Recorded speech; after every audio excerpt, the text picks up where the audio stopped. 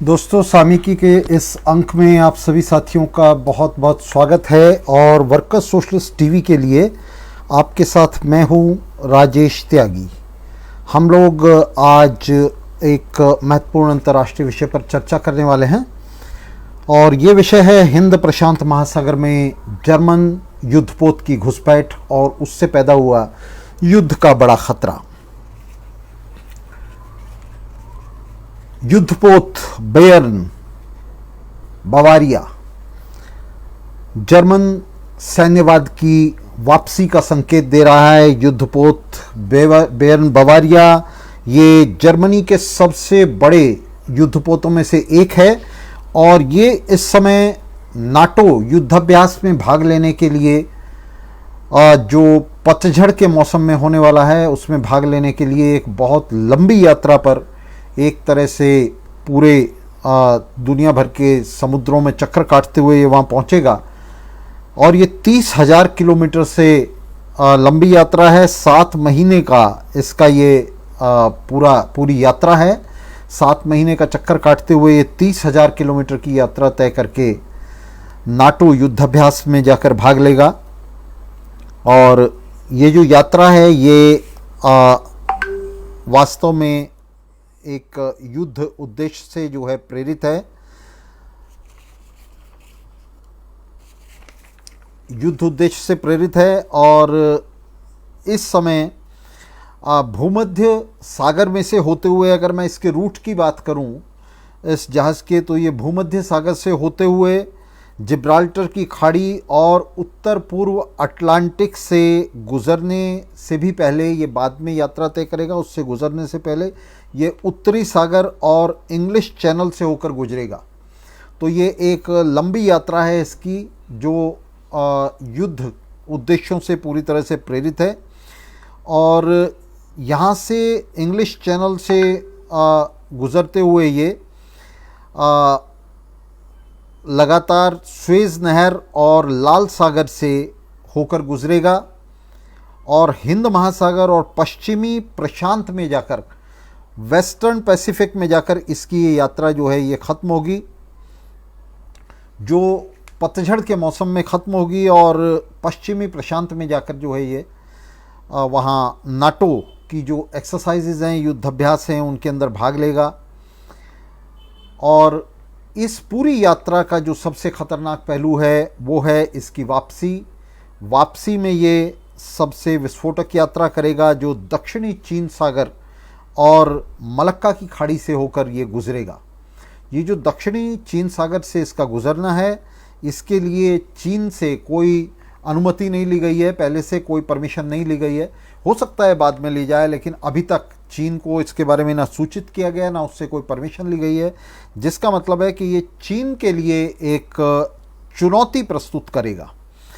चीन दरअसल इस पूरे दक्षिणी चीन सागर के अंदर अपना आधिपत्य बताता है और इस आधिपत्य के चलते वहाँ से जो भी जहाज़ या जो भी युद्धपोत वहाँ से गुजरना चाहता है उसे चीन की अनुमति लेनी पड़ती है। लेकिन ऐसा अनुमान है, ऐसा लग रहा है कि ये जो युद्धपोत है जर्मनी का बेयर्न बवारिया, ये चीन से अनुमति नहीं लेगा और उसके इस अधिकार को कि उसके क्षेत्र से कोई भी बिना अनुमति लिए नहीं गुजर सकता, उसे चुनौती देने की कोशिश करेगा ये जो जर्मन युद्धपोत है। और ये जर्मन युद्धपोत नाटो सैनिक अभ्यास में भाग लेने जा रहा है, इसलिए निश्चित रूप से इसके पीछे नाटो की जो फोर्स है, नाटो की जो ताकत है वो मौजूद है। और इसी बात को लेकर ये चीन की क्षमता को, चीन की सैनिक क्षमता को ये पोत जो है, ये युद्धपोत चुनौती दे सकता है। और अब तक ये संकेत पूरी तरह से साफ आ रहे हैं कि वो ये इस तरह की सैनिक चुनौती देने के लिए तैयार है, क्योंकि इसने चीन को किसी भी तरह से इंटीमेट नहीं किया और उससे कोई भी अनुमति नहीं ली है। और चीन ने इस यात्रा के जवाब में ये चेतावनी जारी की है। चीन ने कहा है कि चीन इस युद्धपोत का स्वागत नहीं करेगा। तो अभी इस बीते सोमवार को इस जर्मन युद्धपोत ने अपनी ये 7 महीने की यात्रा, 30,000 किलोमीटर लंबी यात्रा शुरू कर दी है। और पतझड़ के मौसम में 7 महीने के बाद ये जो है जाकर के नाटो एक्सरसाइजेज में हिस्सा लेगा। ये जहाज़, जर्मनी ने बहुत ही ये स्पष्ट कहा है कि ये जहाज़ जो हमारा जो जहाज़ है ये समुद्र के अंदर यात्रा की स्वतंत्रता को सुनिश्चित बनाने के लिए हमने छोड़ा है। समुद्र के अंदर यात्रा की स्वतंत्रता को सुनिश्चित बनाने का अर्थ है कि दक्षिणी चीन महासागर में चीन के इस दावे को चुनौती देना कि दक्षिणी चीन महासागर से गुजरने वाले किसी भी ट्रैफिक को, चाहे वो मिलिट्री ट्रैफिक हो या सिविलियन ट्रैफिक हो, उसे चीन की अनुमति लेनी पड़ेगी। अगर चीन की अनुमति के बिना ये दक्षिणी चीन सागर में प्रवेश करता है तो ये अपने आप में एक युद्ध की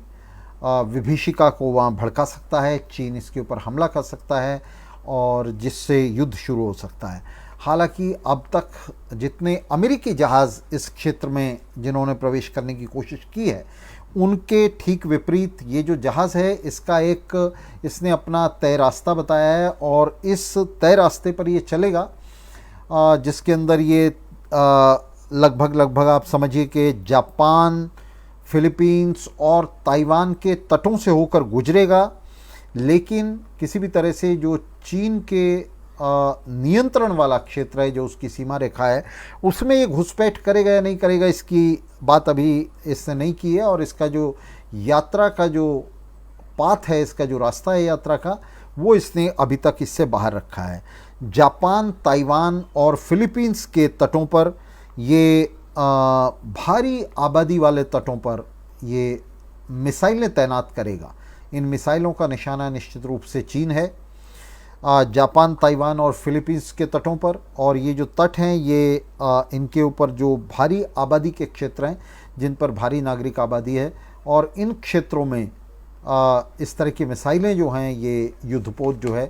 उनको तैनात कराने के उद्देश्य से इसकी यात्रा का जो उद्देश्य हैं उनमें एक ये भी उद्देश्य है कि इन तटों पर ये मिसाइलें तैनात की जाएंगी, युद्धक मिसाइलें तैनात की जाएंगी। और ये बड़ा ख़तरा है दूसरे चीन के लिए, तो ये बाद में ख़तरा होगा, लेकिन जिन देशों में ये मिसाइलें तैनात की जा रही हैं, जापान, ताइवान और फिलीपींस, उनके लिए तुरंत का ख़तरा है। उनके नागरिक आबादी वाले इलाकों के अंदर जो है ये मिसाइलें तैनात की जा रही हैं। जर्मन रक्षा मंत्री ने कहा है कि हम फ्री ट्रेड रूट को, मुक्त व्यापार क्षेत्र को हम सुनिश्चित बनाएंगे इस तरह की फौजी यात्राओं के जरिए, इस तरह की सैनिक यात्राओं के जरिए, और हम जर्मन साम्राज्यवाद के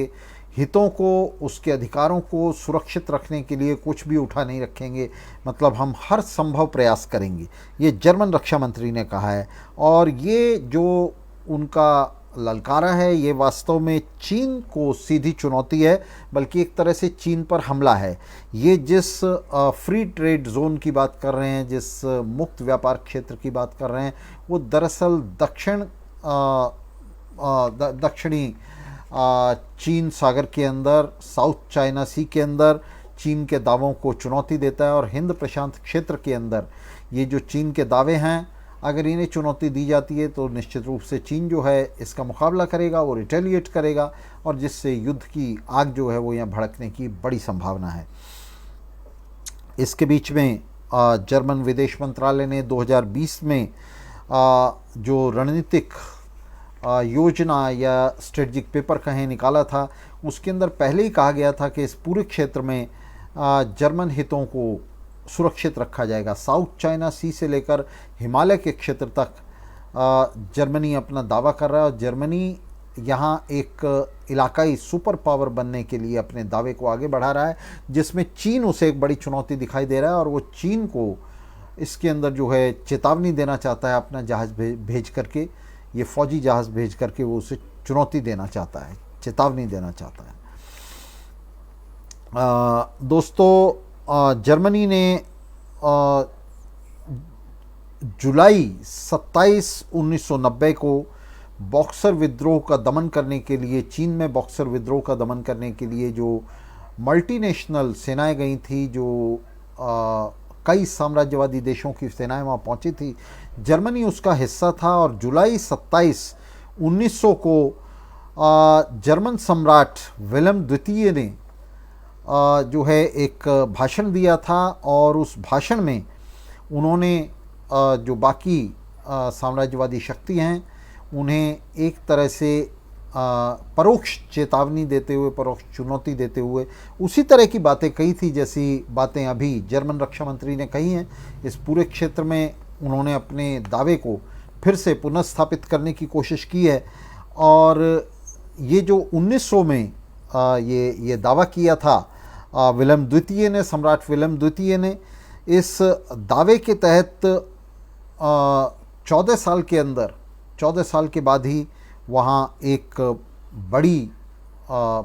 जो मुठभेड़ है वो शुरू हो गई थी, और तमाम साम्राज्यवादी देश जिन्होंने चीन में बॉक्सर विद्रोह का दमन करने के लिए अपनी सेनाएं भेजी थी और मिलकर बॉक्सर विद्रोह का दमन किया था, वो अगस्त 1914 में वो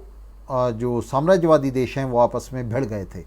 और इसी के साथ पहले विश्व युद्ध की शुरुआत हुई थी। पहले विश्व युद्ध में भारी विनाश हुआ था, जर्मनी का बहुत बड़ा विनाश हुआ था। दूसरे विश्व युद्ध में फिर जर्मनी का बड़ा विनाश हुआ था, और उसके बाद ये कहा जाने लगा था, वैसे तो पहले विश्व युद्ध के बाद ये कहा जाने लगा था कि जर्मनी ने अपना लोकतांत्रिक सबक सीख लिया है, जर्मनी लोकतंत्र की तरफ हट गया है, जर्मनी पश्चिम की तरफ हट गया है, और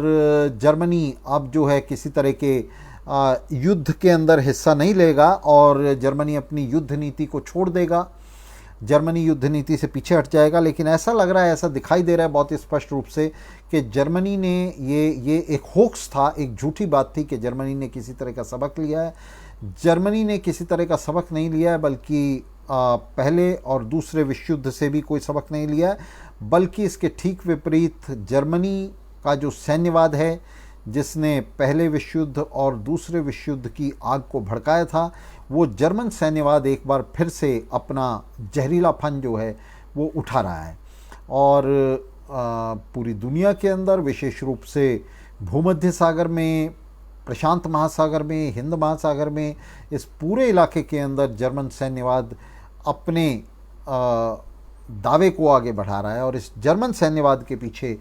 जो है जर्मनी के बड़े पूंजीपति हैं, जो इस पूरे इलाके के अंदर लूट के माल में अपना हिस्सा चाहते हैं, और हिस्सा ही नहीं चाहते हैं, उस पर अपना आधिपत्य भी चाहते हैं, उस पर अपना एक छत्र राज्य भी चाहते हैं, उस लूट के माल में जो दुनिया भर की मेहनत कष्टता से लूट कर पैदा किया जा रहा है, उसके अंदर अपना वो सबसे बड़ा हिस्सा चाहते हैं। और चीन जो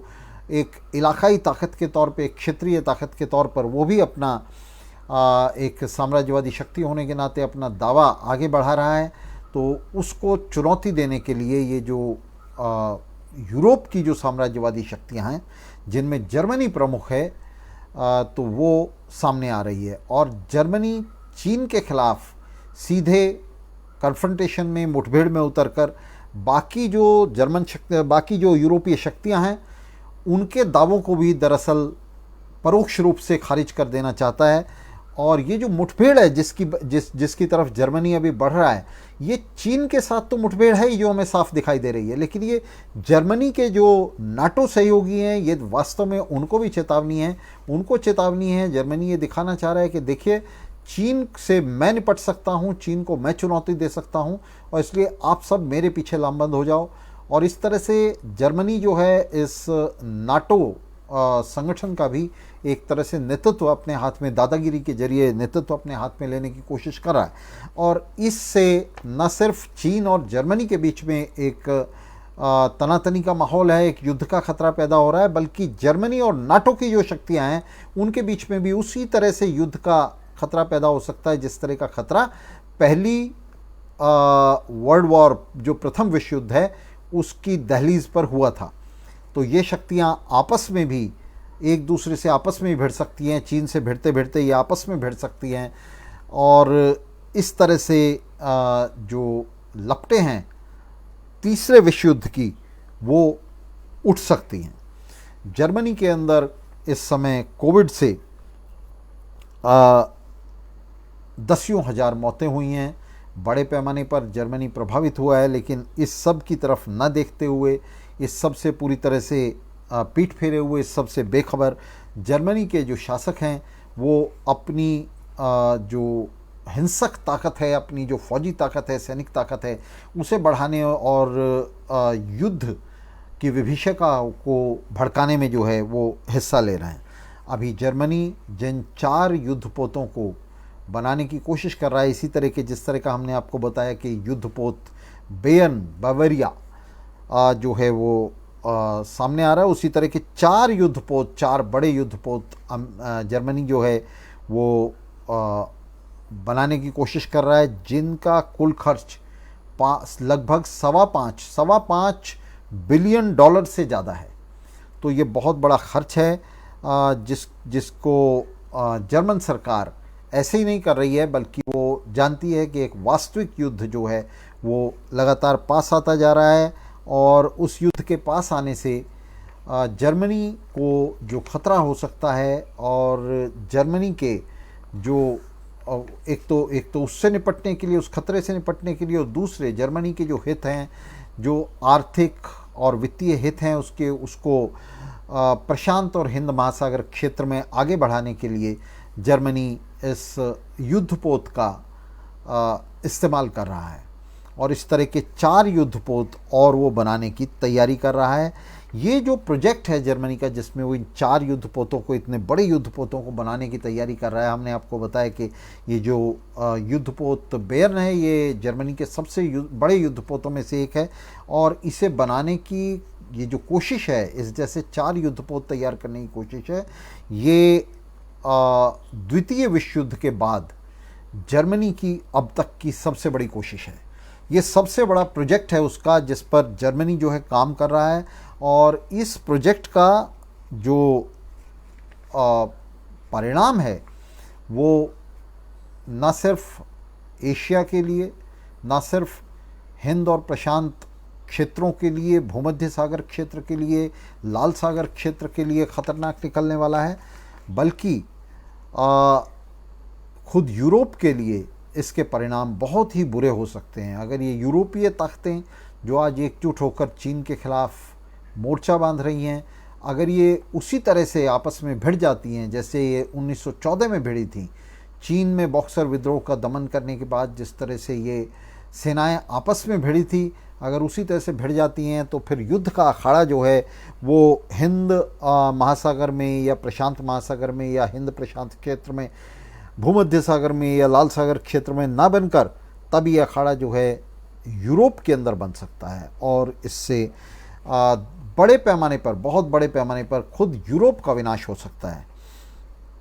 ये एक ख़तरा जो है लगातार ये यूरोप के सिर पर मंडरा रहा है। यूरोप जो दुनिया भर को, अमेरिका की तर्ज पर दुनिया भर को युद्ध बांट रहा है, युद्ध बांटने की कोशिश कर रहा है, खुद उसके सिर पर ये इतना बड़ा ख़तरा जो है ये मंडरा रहा है, क्योंकि जैसे जैसे यूरोपीय ताकतें, पश्चिम की ताकतें इस युद्ध में खिंचेंगी, जैसे जैसे वे इस युद्ध में आएंगी, चीन के खिलाफ एकजुट होंगी, वैसे ही उनमें आपस में सत्ता के लिए जो संघर्ष है वो पहले से कहीं ज़्यादा गहरा हो जाएगा। इस समय बड़ी तादाद में आप देख सकते हैं कि किस तरह से ये तमाम देश जो हैं ये सब तरह के हथियारों को, युद्धपोतों को, जलपोतों को, वायुयानों को, तमाम तरह के गोला बारूद को जमा कर रहे हैं, इकट्ठा कर रहे हैं, और ये सारी तैयारी चल रही है आने वाले तीसरे विश्व युद्ध के लिए। सभी देश जानते हैं कि ये विश्व युद्ध पास आ रहा है। तो दुनिया की जो मेहनत कश जनता है, मजदूर वर्ग है, युवा लोग हैं, उनके सामने जो चुनौती है, जिस चुनौती का उन्हें मुकाबला करना है वो है युद्ध, और युद्ध की जो जड़ें हैं वो विश्व पूंजीवाद के अंदर हैं। विश्व पूंजीवाद जो है इस युद्ध के लिए ज़मीन है, उसकी उर्वर ज़मीन है, और पूंजीवाद में जो मुनाफों के लिए संघर्ष है, जो संघर्ष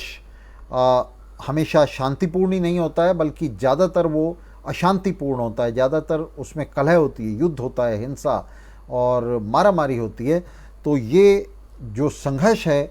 ये युद्ध के रूप में फूट पड़ रहा है। युद्ध एक तरह से पूंजीवाद की के शरीर पर जो है एक तरह से कैंसर है, और ये जो है ये फूट पड़ रहा है उसके शरीर पर, और इसका, इस युद्ध को, युद्ध के खिलाफ युद्ध चलाने के सिवा मेहनत का जनता के पास दूसरा रास्ता नहीं है। और एंटी वॉर मूवमेंट, युद्ध विरोधी आंदोलन को छेड़कर, युद्ध विरोधी आंदोलन को चलाकर ही दरअसल इस युद्ध को रोका जा सकता है। लेकिन लंबे समय के लिए इसे तब भी नहीं रोका जा सकता, इसे स्थगित नहीं किया जा सकता जब तक इसकी जो जड़ जो पूंजीवाद के अंदर धसी हुई है, तो उस ज़मीन से इसको निकाल कर नहीं फेंका जाता। जब तक पूंजीवाद को नष्ट नहीं किया जाता, जब तक इस पूरी ज़मीन को नष्ट नहीं किया जाता, तब तक युद्धों पर किसी तरह का एक स्थायी अंकुश नहीं लग सकता। युद्ध होते रहेंगे और युद्ध के ये बहाने हैं, ये सब जो है आप देख सकते हैं किस तरह से जो उन्मादी साम्राज्यवादी शक्तियां हैं, किस तरह से उनके आर्थिक हित उनको युद्ध की तरफ धकेल रहे हैं। उनके पास वास्तव में कोई चारा नहीं है। हमें वे युद्धोन्मादी शक्तियां जो हैं दिखाई देती हैं, लेकिन वास्तव में इसके पीछे इतिहास की और विश्व पूंजीवाद की वो शक्तियां काम कर रही हैं जिन्हें रोका नहीं जा सकता। और वे वास्तव में इन बूर्जुआ देशों को, इन पूंजीवादी शक्तियों को, साम्राज्यवादी शक्तियों को युद्ध की तरफ धकेल रही हैं। जर्मनी को अगर अपने देश के अंदर मजदूर क्रांति को रोकना है, अगर अपने देश के अंदर मजदूर क्रांति पर उसे विजय हासिल करनी है, और अगर अपने आर्थिक संकट को हल करना है, तो उसके सामने इसके सिवा और कोई चारा नहीं है कि वो अपने आर्थिक हितों को जर्मनी के बॉर्डर्स के, जर्मनी की सीमाओं के बाहर फैलाए। उन्हें लगातार जो है दूसरे बूर्जुआ राष्ट्रों के क्षेत्रों के अंदर, और सिर्फ चीन के क्षेत्र में नहीं बल्कि नाटो की दूसरी ताकतों के क्षेत्र में भी उन हितों को फैलाए, और ये जो दुनिया भर में मेहनत कश जनता की लूट का माल है, इसमें ज़्यादा से ज़्यादा अपने हिस्से को बढ़ाए। तो इस युद्ध की आग में निश्चित रूप से जो मेहनत कश जनता है उसको झोंका जाएगा। दुनिया भर में मेहनत कश जनता इन तोपों का चारा बनेगी, चाहे वो जर्मनी की तरफ से चलाई जाएं, या फ्रांस की तरफ से, या चीन की तरफ से, या भारत की तरफ से। उनका चारा मेहनत कश जनता बनेगी, और जो मुनाफाखोर पूंजीपति हैं वो इन युद्धों से लाभ बटोरेंगे। इन युद्धों के बाद अपना हिसाब किताब करेंगे टेबल पर बैठ कर के। तो उनको इस युद्ध से कोई फ़र्क नहीं पड़ता, और युद्ध उनके लिए तो अनिवार्य है। वे अच्छी तरह से जानते हैं कि युद्ध के बिना वे अपनी तिजोरियों को सुरक्षित नहीं रख सकते। तो दोस्तों, लेकिन मेहनत कश जनता के लिए युद्ध जो है मौत, हिंसा, मारकाट, गरीबी और इस सब के अलावा जो उनके जीवन स्तर को नीचे की तरफ ले जाती है, और कुछ नहीं देगा। ये उन्हें एक घटिया ज़िंदगी देगा युद्ध, और एक बहुत ही बदतर मौत देगा। तो दोस्तों, इस युद्ध के खिलाफ संघर्ष करना इस समय युवा पीढ़ी का, मजदूर वर्ग का, मेहनत कश जनता का जो है सर्वोच्च कर्तव्य है, सर्वप्रथम कर्तव्य है। और इस युद्ध के खिलाफ आंदोलन चलाकर, इस युद्ध के खिलाफ युद्ध चलाकर इस युद्ध पर अंकुश लगाया जा सकता है, और इसका पूरी तरह से खात्मा करने के लिए हमें पूंजीवाद पर हमला करना होगा। तो ये जो हमारा एंटी वॉर मूवमेंट है, ये जो हमारा युद्ध के खिलाफ युद्ध है, ये वास्तव में पूंजीवाद के खिलाफ, विश्व पूंजीवाद के खिलाफ युद्ध है। ये समाजवाद के लिए युद्ध है। तो दोस्तों, इसके साथ ही मैं अपनी बात को विराम देता हूँ। आप सभी साथियों का इस कार्यक्रम में स्वागत करते हुए मैं फिर एक बार ये कहना चाहता हूँ कि आप ज़्यादा से ज़्यादा वर्कर्स सोशलिस्ट टीवी और इसकी गतिविधियों के साथ जुड़ें। हम दुनिया भर में एंटी वॉर मूवमेंट के लिए ललकार दे रहे हैं, युद्ध विरोधी आंदोलन के लिए ललकार दे रहे हैं। इस युद्ध विरोधी आंदोलन से जुड़ें, वर्कर्स सोशलिस्ट मूवमेंट से जुड़ें, और इन युद्धों और मारामारी की जो जननी है पूंजीवाद, उसका सफाया करने में वर्कर्स सोशलिस्ट टीवी को सहयोग दें। तो धन्यवाद साथियों। आज के लिए आप सभी साथियों का बहुत बहुत शुक्रिया, बहुत बहुत।